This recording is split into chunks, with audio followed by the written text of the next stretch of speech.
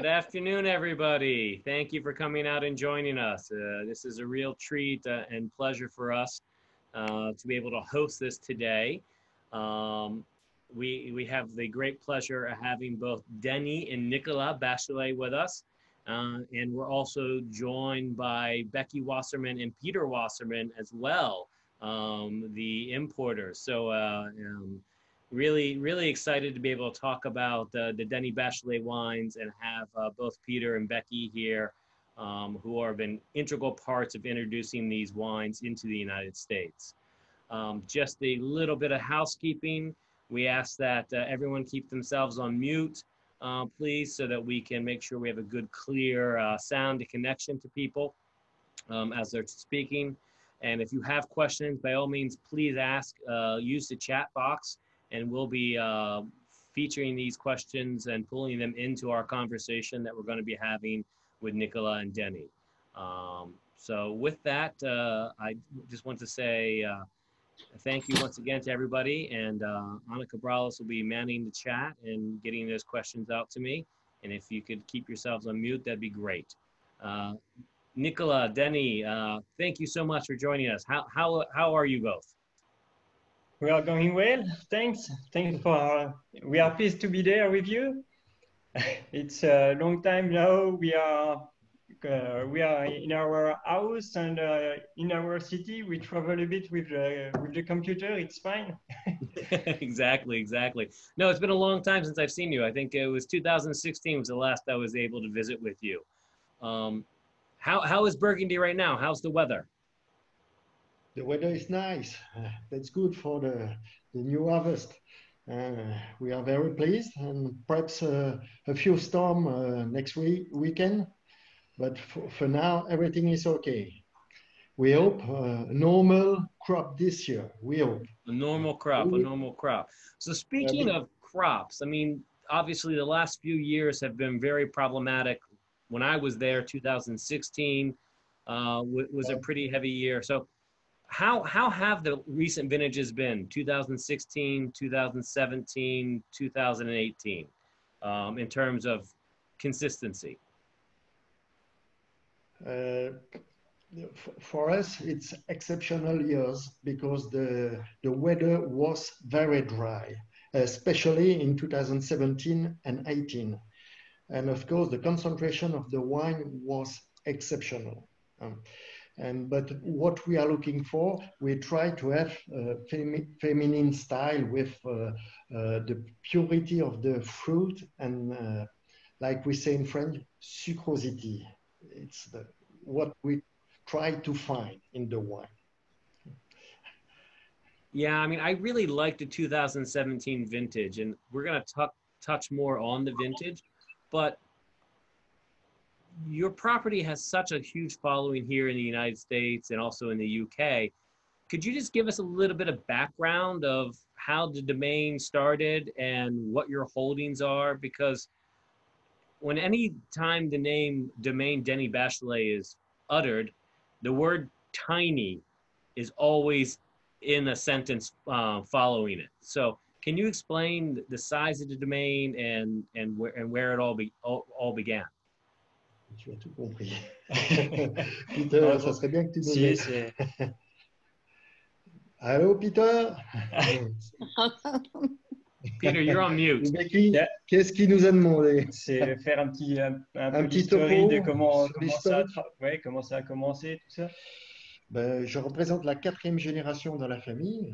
Donc, il y a eu mon père, mes grands-parents et mes arrière-grands-parents avant nous qui ont commencé, je vais dire, dans le métier de la tonnellerie au départ et puis qui ont acheté quelques parcelles pour commencer donc à faire du vin. So it was my grandparents who started it all, but mostly they were barrel makers and they bought little parcels and it started growing. Voilà, donc mes grands-parents ont bien développé le domaine, mais c'était une vente au négoce à l'époque. Hein, donc moi, quand je suis arrivé, j'ai développé la bouteille. Hein, so avec ta main. Before me, it was mainly to sell to the negociants. But when I get back to the domain, directly from the grandparents to me, I started putting the wine in bottle. Voilà, So qu'est-ce que oui. the vineyards you have, in a normal comparison to another domaine, you're fairly small, correct? The amount of vineyards that you have. Quelle taille fait le domaine et racontez-nous un peu quel AOC vous avez, quelle vigne vous avez. For now, we have 4.3 hectares of vine. In Grand Cru, we have 0.43. In Premier Cru, nearly the same. In Gevrey, we have 1 hectare and 40. 0.16 in Evocel, 1 hectare of Côte de Nuit, and 0.6 in Bourgogne, and a little bit of Aligoté of 15 R. Voilà. We would like to have a bit more, but it's so difficult to find a new parcel. So it's very locked in Burgundy. We hope, but we are not dreaming. And we Right. don't want to be too too big, because we want to control everything in the vineyard and in the cellar. So we are every day outside. We work a lot in the vineyard, and we work always with the team.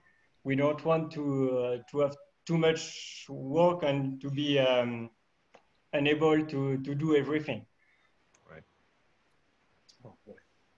So with obviously the quarantine from the COVID, how has that changed your farming? Has it impeded your ability to get out in the vines and manage the vineyards like you normally do? Je suis désolé, mais moi, j'ai pas compris. Alors, est-ce que le corona, le nouveau virus corona, qu'est-ce que ça a modifié par rapport au travail que vous avez à faire dans les vignes? For us, it was not a real problem for the work, because it was possible for us to work. We only have to give 1 car for each person who work in the vineyard, but it's nearly a normal year for the season. It's fine.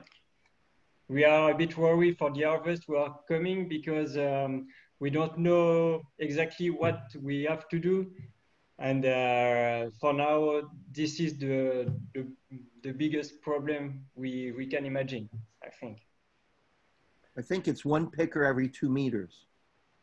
Yeah, it will be difficult. Especially to feed them in the evening. Yeah. Now, when I was with you in 2016, you had just finished an expansion of the cellar. How has that helped you with the production of the wines? With the new cellar, it's more easy for the work, because we can wait the malo and we can rack after. It's more easy than before, when the space was too small. Now we control everything, even the temp in the cellar. We have everything we need. Excellent, excellent. So let's go back to the 2017s. I really liked the vintage because I found it to be very pretty, very transparent. Can you talk to us a little bit about the wines, starting with the Bourgogne Rouge, of what you like and how that has translated in terms of the Bachelet style? Parle-nous un petit peu du millésime 17 et plus particulièrement du Bourgogne Rouge. Par rapport, est-ce que c'est une année qui est bien dans le style Bachelet ou pas? Oui, 2017 is really the style Bachelet, because you have the purity of the fruit and also the concentration. And in the Bourgogne Rouge, we have put 15% of new oak, and the people like that. I recognize the vineyard behind you. Yeah, yeah. It's I our only, Ebocel. yeah, I am. I wish I was not stuck in an office here in Manhattan. Yeah. Jeremy. And Yes, Becky. 2017 and 2014 remind me of 1966. This grace and absolutely lovely. And it was one of the first vintages we were able to purchase when we moved to Burgundy.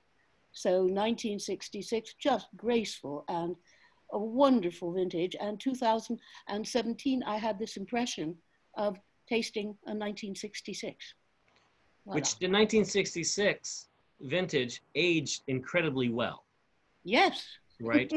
Because the 2017 vintage and tasting it with many consumers, going to events like La Paulée, people were thinking it's a short-term vintage or an easy drinking vintage, and they're very seductive young.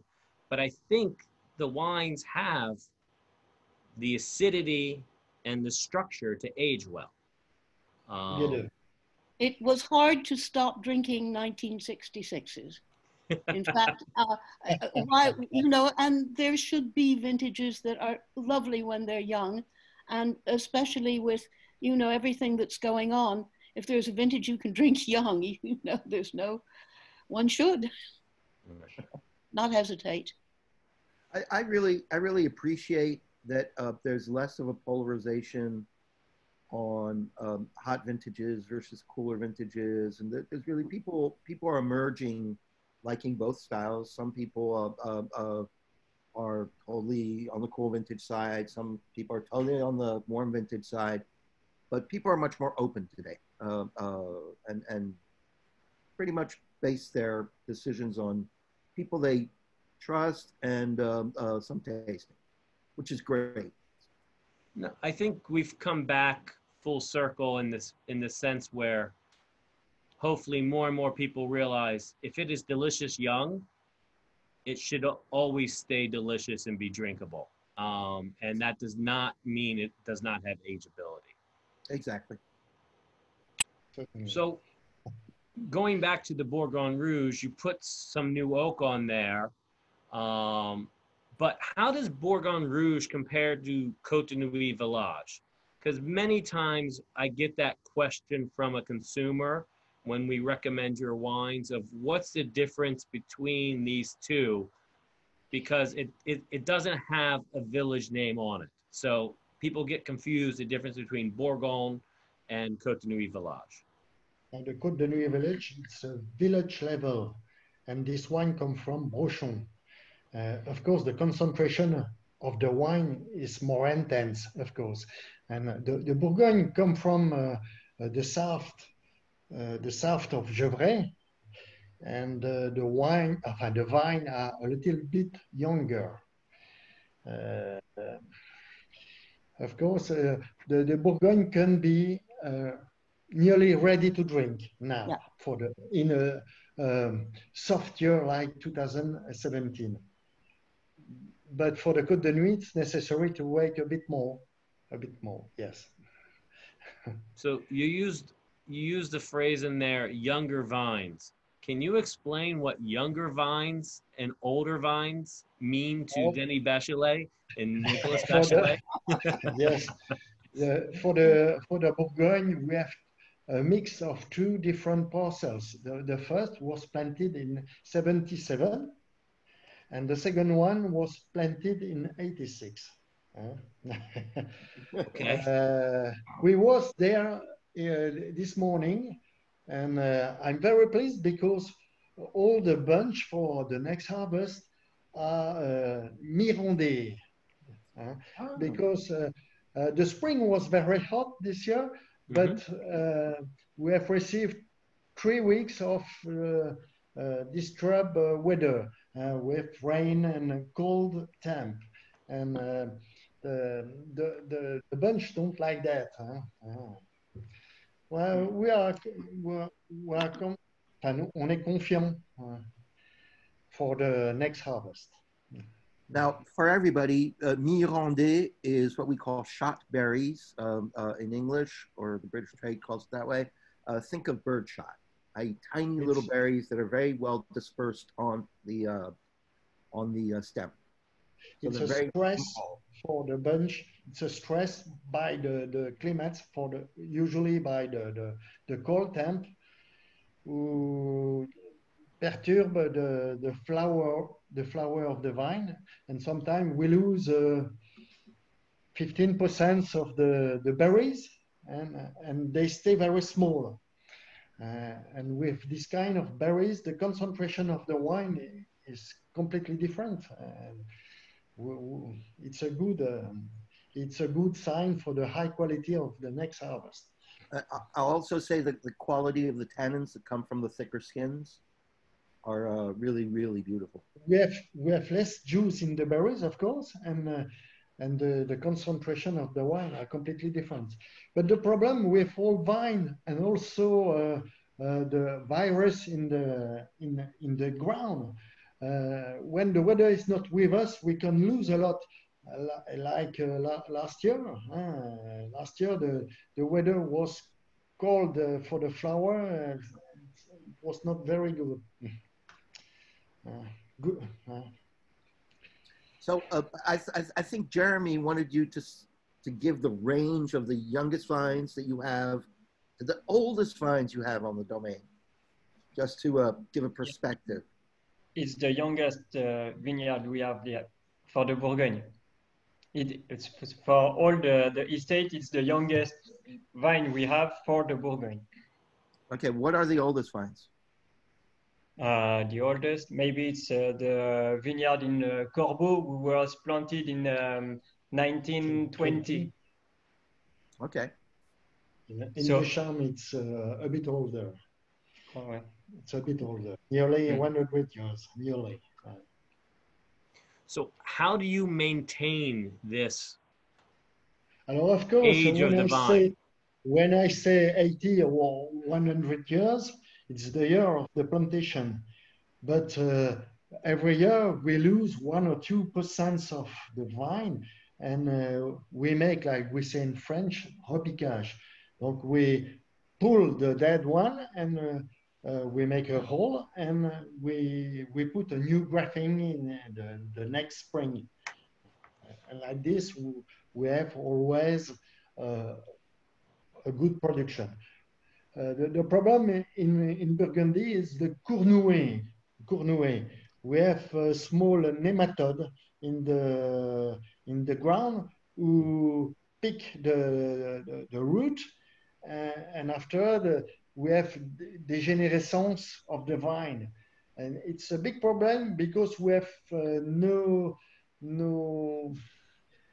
issue for this. There's no way to combat it. On peut pas le combattre.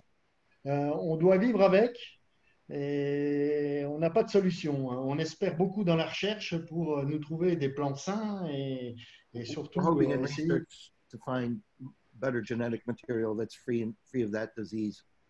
On s'aperçoit que c'est encore les vieilles vignes qui résistent le mieux au virus. Quand on replante une parcelle, au bout de 20 ans, ça recommence, et je pense que ça dégénère encore bien plus vite que si on avait gardé les vieilles vignes. So it's in the older vines that we have that the problem exists the least.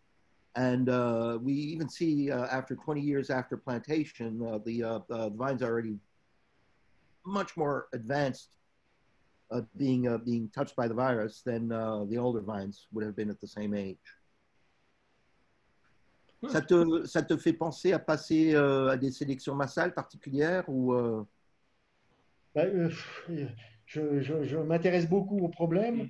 On n'a pas beaucoup de solutions. Hein. On a essayé plusieurs porte-greffes. On a aussi un problème avec le porte-greffe 161-49 là.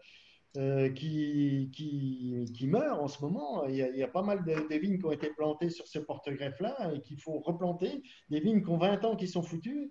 Attends un moment que je traduise. So I'm really, really interested in the problem that, at the moment because I have to deal with certain things that are happening on the estate. A lot of the plantations that happened 20 years ago were on a particular rootstock, 161 I heard mentioned, and they're dying out now.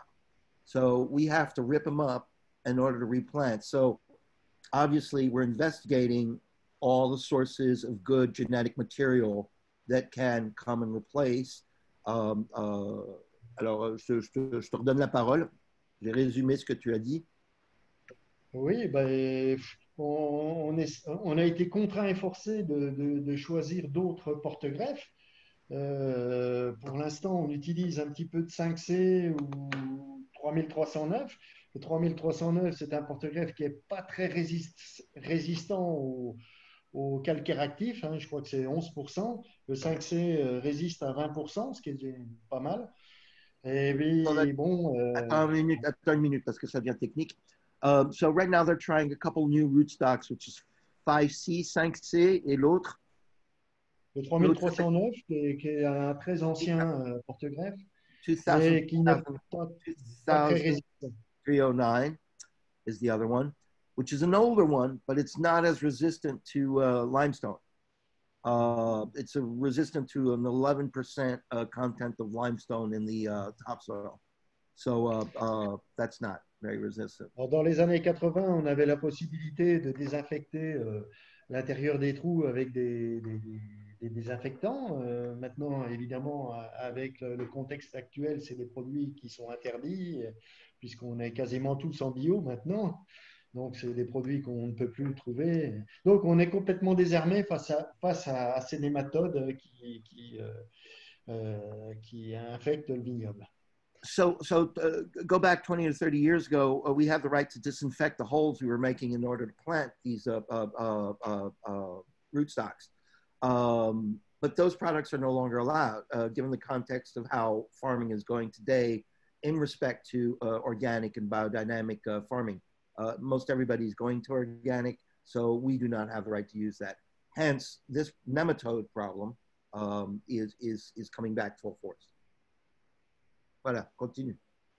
So to go back to something that you had said, Denny, can you touch on, you mentioned Brochon, the influence of how the terroir changes from Gevrey to Brochon and how that affects your vineyards?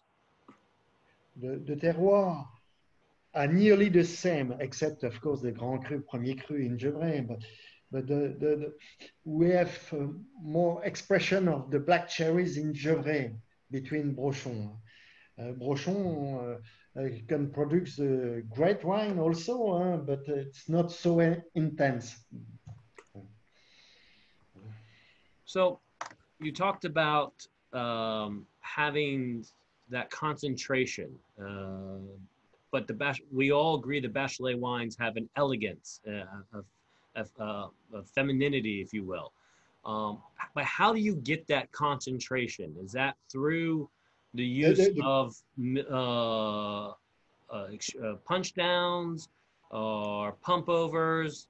Is it the vine age? The concentration comes from the vegetal material. Of course, we have techniques of vinification, of course, but the secret comes from the material vegetal and also the ground. I grow the soil regularly. We make the butage for the winter, and during the summer. Attends, butage is when they cover the ceps. They plow and they turn over the ground onto the foot of the vine to protect it from frost and so on and so forth. Donc le butage, ça permet aussi d'enterrer l'herbe et aussi ça permet de couper les racines de surface. Donc les racines des vignes n'ont pas d'autre solution que d'aller puiser dans le terroir, je vais dire comme ça, l'expression même de ce qu'on recherche, Alors, l'élégance de nos vins. je traduis. So this particular act also covers the grass that's existing at the foot of the vine, but it also cuts the small amount of roots that are going horizontally, and you can cut right through them during this action, during the butage. And this forces the rootstock to go down and try to penetrate and get closer to the rootstock and go find that fissure in order to plunge rather than go transversely. Vas-y. Voilà, bon, après, pour les techniques de vinification, c'est des techniques tout à fait classiques en Bourgogne. Hein, donc, Attends, t'as oublié management de la canopée. Taille haute, taille basse.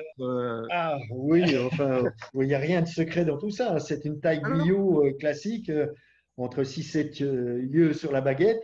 Donc, on essaye d'avoir des raisins qui sont le plus mûrs possible dans le contexte de l'année en cours, évidemment. So they prune classically on a taille guyot, 6 to 8 eyes are left on the bent over cane. And they just try to train that vine so they get as much maturity as they can in the grape. On essaye de ne pas tailler trop court non plus parce qu'on ne sait pas comment l'année va se dérouler. Hein. On peut avoir, j'en parlais tout à l'heure, des phénomènes de coulure. Hein. Donc, si on taille trop court, ben, on n'a pas grand-chose à vinifier. Donc, il faut rester dans la normale. If you go too short, you run a lot of risk. For example, if you have a year that does mirandage, you're cutting down a huge percentage on your crop. So he likes to leave it to, between 6 and 8 eyes, which is not bad. I mean, it's a really spot on the tradition. D'accord, continue. Alors, sinon, au niveau de la culture de la vigne, c'est ce qu'on appelle de la lutte raisonnée, mais qui se fait de plus en plus avec des produits bio. On ne s'interdit pas d'utiliser un produit quand les conditions sont difficiles pour nous protéger contre le mildiou et l'oïdium, évidemment. Mais bon, on est de plus en plus en bio, contraint et forcé. So the way Denis and his son work is what we call lutte raisonnée or sustainable agriculture. But he says he's more and more using organic products. Except every once in a while when he feels that they need something more appropriate on the canopy to manage oidium and mildew. But this is the way things are going. This is the way the neighbors are going. They're going more and more towards organic, more and more towards biodynamic. And it's spreading like very much so. It wouldn't be a conversation about Burgundy if we didn't ask how much stem inclusion, whole cluster, do you use, and does that impact in the concentration and the elegance? Alors, au niveau de l'inclusion de grappes complètes dans vos vins, quelle est votre approche? Classique. Alors,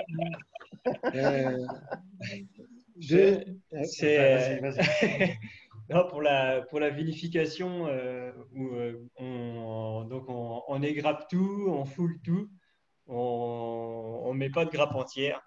So everything is stamped. They punch down everything.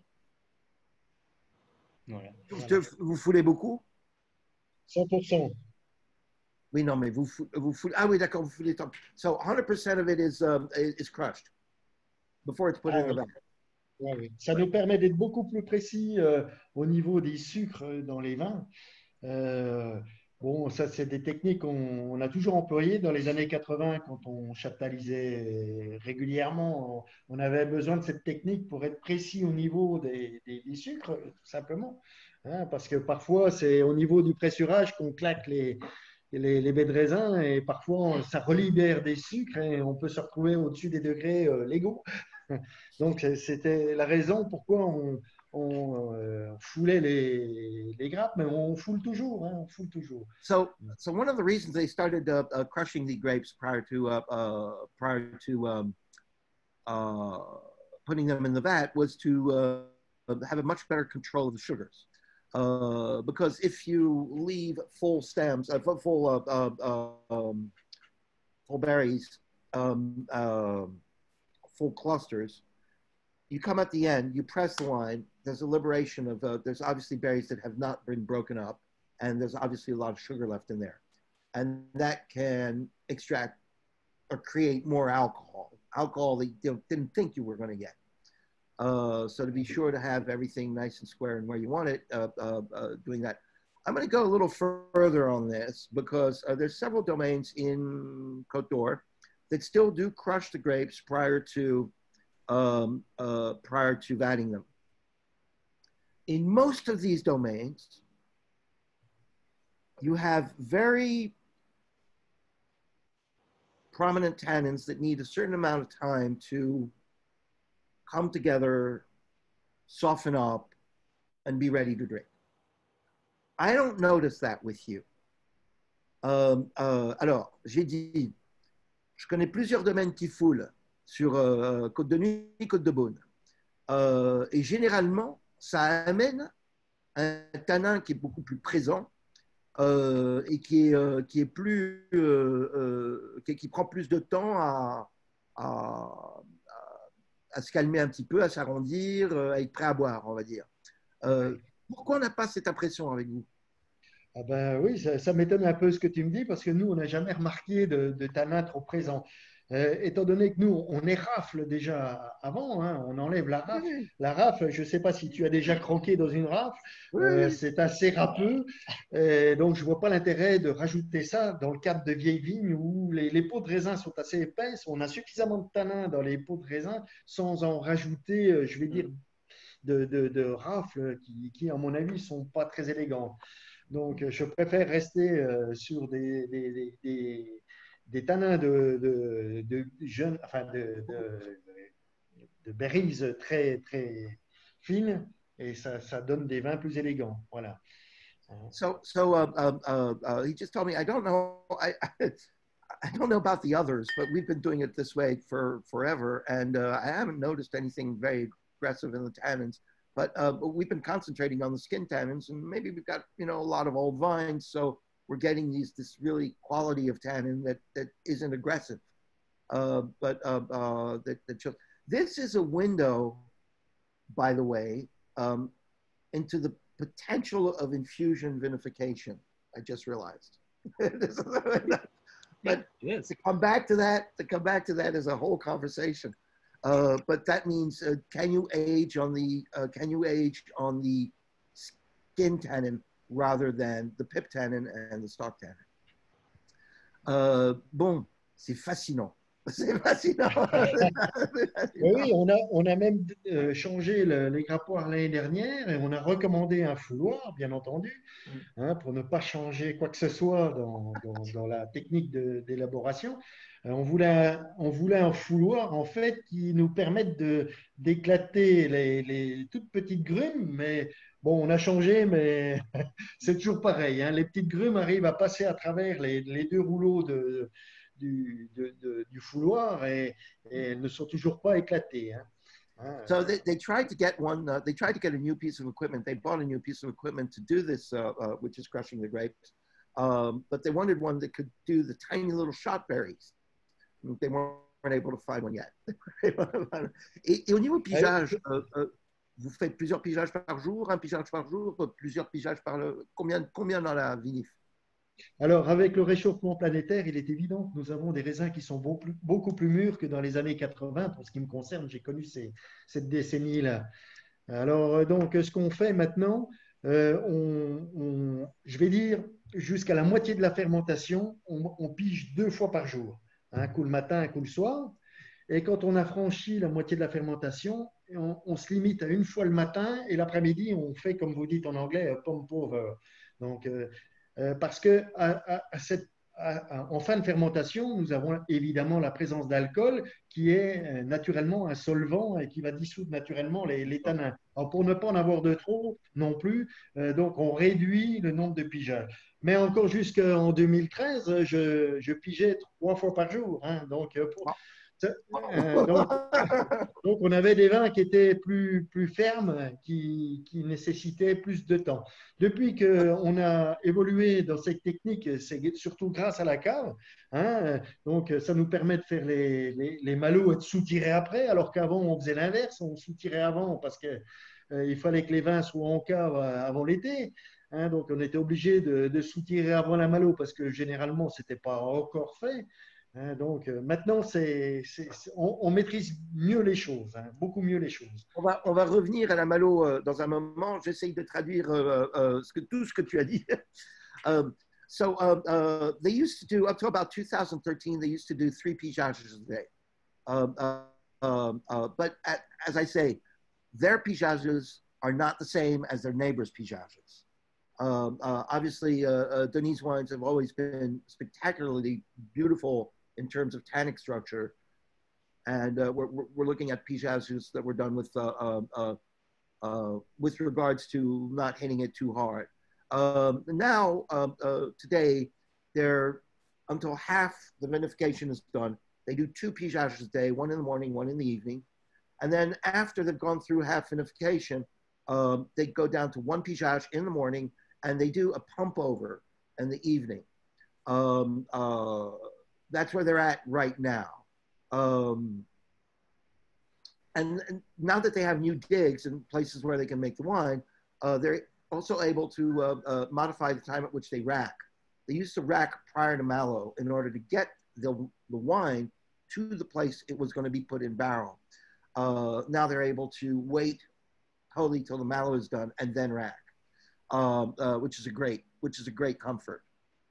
Voilà. So we haven't talked about the heart and core of the domain, the Gevrey-Chambertin Vieille Vigne. Can you explain how many different parcels go into that wine and why that wine is so important to you? Oui, à peu près. Vas-y, réponds. Yeah, Nicola, take a turn. Come on. Nicolas. So on the main line, it's the same vinification, but for the vineyard, we have a mix of 6 different parcels. The biggest is in Champérier, which is one of the best place, I think, for the Gevrey-Chambertin. We are just between Brochon and Gevrey, in the middle of the côte. And we have one other big vineyard in Justice.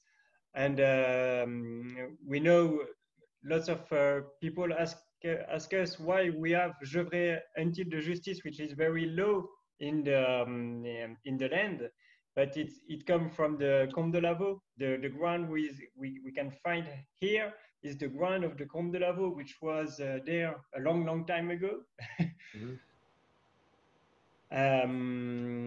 Yeah, that's it. in the Justice, the ground is sand, and the problem with the evolution of the climates, it's the rain. We have crossed 2 years, 2017 and 18, also with 5 months with not a drop of rain. And we always say the vine don't need a lot of rain. Yes, but a bit, it's necessary. And when it's too dry, it's not good. We're not in California. We have not the possibility to bring water. It's forbidden. And when it's too dry, it's not good too. Huh? The best year is when you have, when we receive every month nearly 20 millimeters. And like this, the photosynthesis can have a good, a normal evolution. It will be a big problem in the future also because we have no rain. This year, that's okay. We have rain every 15 days. That it will be good. I'm sure. Okay. Denis, I have a question down here, which is an interesting one. What does it change to rack after Malo as opposed to before Malo? Alors, the evolution of the wine of Burgundy now, it's bio, of course. And lots of people don't make any racking except for bottling, of course. But we like to continue to make a racking because after the Malo, in the sediments, you have dead yeast, dead bacteria. And I think if you make a long stage in barrel, you can have a bad evolution of the flavor. And when the Malo is finished, we rack immediately to separate the sediments and the wine. Of course, after this operation, you can have 4 months, 5 months sometime when the wine are difficult to taste. But that's the reason why we do this operation usually in April when the Malo are finished. And with the summer, we never receive lots of customer, and the wine has enough time to come back and to be brilliant for the visiting time. Thank you. But the more important is to have the old material vegetal. We have talked about the crash and the destemming. And after, a thing who's very important is to cool immediately, to have a cool maceration of 6 days minimum. And after, it's easy after it. We have not big secret in Burgundy. Can I ask you a personal question? Vas-y. Can you tell in your words, you going to meet mom? Qu'est-ce que tu as dit là? J'ai pas compris. Est-ce que tu peux dire dans tes mots ta rencontre avec ma mère? Alors que tu es faut-il que je parle de l'histoire? Alors la rencontre, elle vient, puisque moi je suis originaire de Belgique, hein, donc j'ai passé toute mon enfance à Spie, qui est d'ailleurs jumelé avec Gevrey-Chambertin. Je suis le seul enfant du jumelage. Et ouais, effectivement, He's tout le monde se rappelle de ça. Actually, from a town that was jumelé. We have towns in Europe all over that have gotten together as like brothers and sisters, and it was a whole time in the 70s where this was happening, in the 60s. And he says he's one of the only kids of the jumelage. He's one of the only kids that came out of that jumelage between those two towns. So he was in Belgium most of his childhood. Mon père s'est marié avec une fille de Spie, hein, donc ma mère, donc. Et donc, quand j'ai eu 16 ans, mon père m'a dit, bah, tiens, si tu veux, il y a des vignes en Bourgogne, si ça t'intéresse. Et j'ai dit oui, et j'ai atterri au lycée viticole à Beaune, où j'ai fait 3 ans d'études.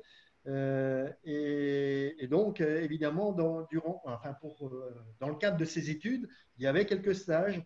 Donc, j'ai fait un stage de viticulture au domaine Trappet, donc mes voisins ici, chez Jean Trappet, pour être précis. Et j'avais également un stage de vinification que j'ai fait chez Joseph Roty à l'époque. Hein, et c'est lui qui connaissait Becky et qui m'a introduit vers elle. Et donc, un mercredi après-midi où on n'avait pas de cours, j'ai pris ma première bouteille d'échantillon et je suis allé la trouver, Rutière, elle se rappelle très bien. Exactement. Et je suis arrivé tout penaud la voir et on a commencé notre histoire commune comme ça. So let me get back and let me translate the whole thing because this is beautiful. He was in Belgium at the time, and his father said, well, you know, there's some vineyards on the other side that are available in Gevrey-Chambertin. Would you like to try that out on for size? He was 16 years old. So he did. He came down here. He went to the local wine school, the Viti, and he did a couple of stages because you have to stage at different wineries during your time at the Viti. one stage was chez Jean Trappet, right across the street from him in Gevrey-Chambertin. The other stage was, ton autre stage, c'était chez Roty, Joseph Roty. And at the time, Joseph Roty was still working with Mom, I think, or knew. They had worked together at some point. And he said, well, you ought to go see Becky. So on Wednesday, they didn't have courses, so he took his first échantillon of wine he had made to go to see Mom at her first office in the Rue Thiers. And Mom, can you take it from there? Well, he was very shy, and I was very shy.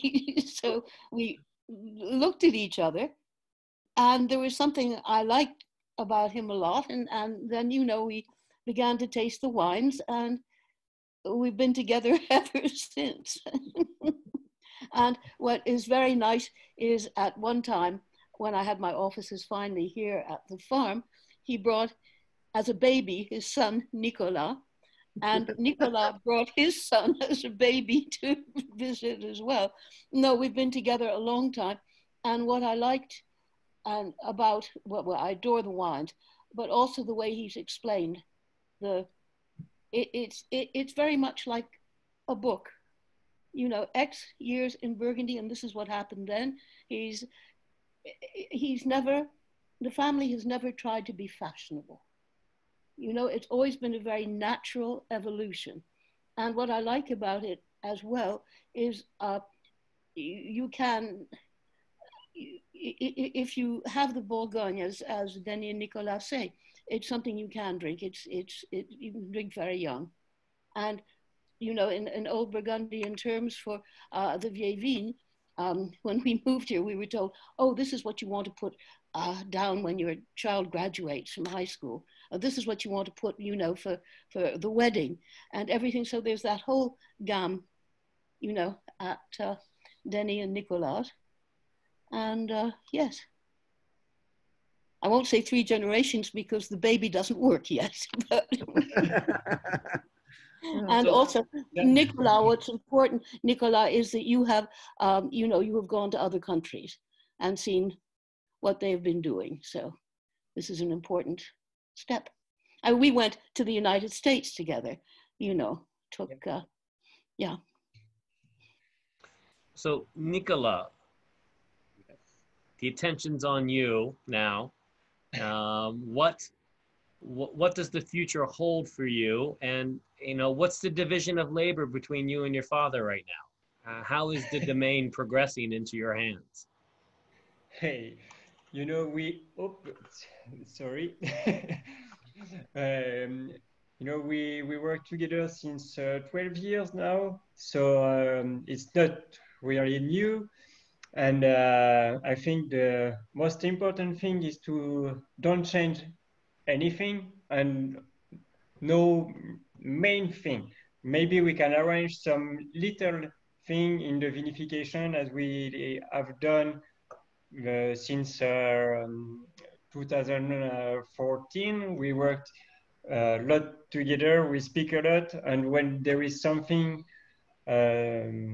we can speak together, and it's very important. Sometimes I can ask if I have an idea, I can tell my idea, and sometimes he say, yeah, it's a good idea, we can try, and sometimes he say, oh, I already tried it, and it's not working well, or so it's very important for me to have the experience of my father, and I don't want to change everything. It's not what I want. Bref, moi j'en fais de moins en moins et lui il en fait de plus en plus. I'm doing less and less and he's doing more and more, and that's it. Good. To go back to the village Gevrey, what do you find to be the ideal drinking window? How soon should we pull a cork, or how long should we wait? We talk about the 17 always. Yeah, the 17, yes. Or just in general. I think since 2013, now the wine are more accessible. And for Gevrey, wait 4 or 5 years, it's good now. You can start to, but of course it's so important, the quality of your cellar. Of course, if it's very cold, you have to wait a bit more. Well, I've always found your Gevrey to age really well and compete and hold up against a lot of Premier Cru type of wines. And I think it does deserve that little bit of bottle age to it to really blossom and show its true depth. We're almost out of time, and I know that people want to at least hear a little bit about your Grand Cru, the Charme Chambertin. Sure. And obviously it's something that people scour the world for and gobble up. Can you touch on Charmes as a Grand Cru, and then how yours is different? Because you have pretty old vines in Charmes, correct? We can say thank you to our grandparents to have the possibility to buy this vineyard. If you look the map of Gevrey-Chambertin, you can see that there are 2 combes in Gevrey. The biggest is the Combe de Lavaux, and the second is the Combe Grisard. The Combe Grisard is just on the top of our parcels of Charme. And our vineyard is planting on marine sediment who come from this combe. And in this area, we have, it depends of the year, of course, but we have always a big expression of the black cherries flavor. Sometimes it's more intense, some of the year is less intense, but it's the best place, I think, to make the better wine of Gevrey. What gives Charmes that texture? I mean, it really is a voluptuous texture to Charmes. Pourquoi est-ce que le Charme est toujours aussi voluptueux? Alors, c'est du très vieux matériel végétal. Hein. Je reviens toujours à la base. On a des petits grappillons qui sont tout petits là-bas. Imaginez-vous quand on commence à vendanger, c'est souvent par les charmes. Il faut vraiment qu'il pleuve pour qu'on change notre programme de ramassage. Et quand on commence, parfois, nous avons dans notre équipe des gens qui n'ont jamais vu un cep de vigne. Et quand ils voient la taille des grappes, ils s'imaginent qu'il ne faut pas se baisser pour couper ça. Ben, c'est tout comme ça là-bas au Charme. Attends. On est tout le temps derrière leur dos pour leur faire comprendre. Avant que je perde cette image, il faut que je traduise. His particular parcel is very old vines, and he's got a lot of shot berries in this area. And he says it's to the point where if he gets a new picker or a few new pickers on there, they don't even know if these grapes have to be picked up. There's just too few on the stem. But he always gets this extraordinary concentration from this old genetic material that he has planted on those vines. Vas-y. I just wanted to add one thing, like a leitmotif. What Denny and Nicolas have been saying, what they do strive for is elegance, and then they give the credit to what vines they've got, you know, and the rest has evolved just very naturally. But the elegance, and he gives the credit to, comme il a dit, le matériel végétatif. Voilà. Non, génétique. Génétique. What did I say? T'as dit végétatif. On n'a pas envie qu'il soit mort. I'm sorry. I'm an old vine at the moment. Sometimes I mix up my words. Alors, quand j'ai pris le domaine en 1983, c'était déjà des vieilles vignes. Et je n'ai rien arraché, mis à part les pieds morts, évidemment. Donc, c'est de plus en plus vieux et on a des soucis de dégénérescence. Hein, donc, on fait avec. On fait avec. So when he picked up the domain, of course, they were already old vines, and he's gotten to the point where there are some issues. I mean, the vines are getting in some areas too old, so they're doing with it. They're repeaking as they should. Voilà. Est-ce que j'ai répondu à la question? Did he answer the question? Yeah, no, he did. He did. I mean, I think, Oui. you know, I've been a big fan of the wines for many years, and there's always, as we talked about earlier and people have pointed out, there's always this interplay of the textures and the aromatics and the intensity of your wines. But then there's that elegance and that transparency at the same point in time. And so depending on when you open them, they're confounding, right? You get the best of Burgundy on all sides, a complete circle, a complete picture, and I think that's what makes people love your wines, and it's not just in the Charme or the Corbeau, it's in the Village-la-Vaugevrie, it's in the Côte de Nuit Village. So, Thank you. I haven't live the Haute Côte de Nuit. The Côte de Nuit Village, sorry. The Côte de Nuit Village. Ton petit bout de queue de hareng, là. Oui. That's a particular wine that, well, it's a particular wine that hopefully, you know, I have. It's one that I want in my cellar all the time. Let's put it that way. Yeah. It's so good. It's literally, it's upslope. So it's got a little bit of everything that's happening up there in terms of minerality, length, and also power without the added premium of a lieu-dit name or a name place or a single vineyard or a premier cru or something like that. And I think it's an extraordinary value. Yeah. No. Oui, tout à fait. Oui, il y a le lieu-dit queue de hareng pourrait évoluer en premier cru. La demande a été faite puisqu'il y a certaines appellations à Brochon ou à Gevrey d'ailleurs, comme les Évocelles, qui sont toujours classées en Gevrey, qui ont fait l'objet d'une demande de reclassification en premier cru. Hein. Bon, je ne sais pas si ça... Bon, on l'a demandé, mais si c'est pour payer des frais de succession supplémentaires, nous sommes en France. Hein. C'est peut-être bien comme ça. Ça ne nous empêche pas de les vendre. There's been some requests to bump up Évocelle and Queue de Hareng, which is the little bit in Brochon from which he does the high slope, from which he does the Côte de Nuit Village, to be reclassified.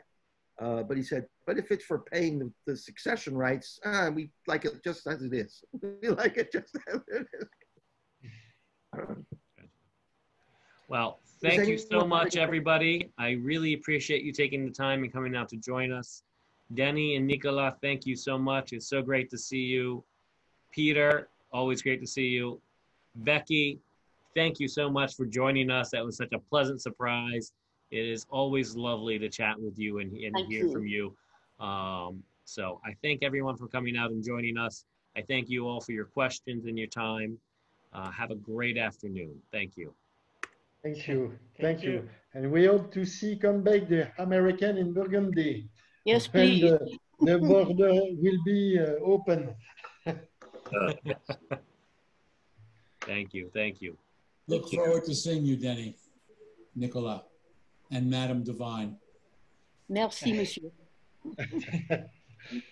Voilà, merci à vous tous. You're in town. Voilà. À bientôt. À bientôt. À bientôt.